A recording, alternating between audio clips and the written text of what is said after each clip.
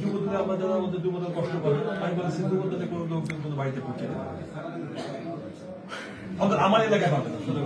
যুবদল যারা করে কোনো বাড়িতে দিতে দেবে যুবদল এটা একটা ব্যান্ডটা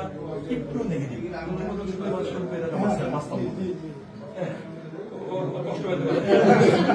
যুবদল শুনলেই একটা দ্বিতীয় মানুষ যুবদল ঢুকলেই যুবদলের কোথায় মনে হবে যে আমরা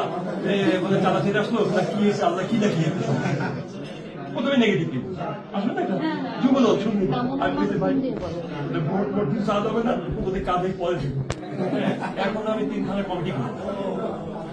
আমি করিনি আমি জানি যে কমিটি করলেই বিপদ এখানে হয় আসবে মাদক আসবে দীর্ঘ 16 বছর এরকম ছিল তখন দরকার ছিল এখন এত অসুস্থ মনে করবে যে হ্যাঁ আমাদেরকে ইউজ করতে না তারা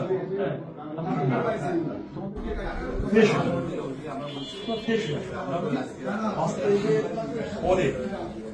যারা আসতেছে বৈষম্যের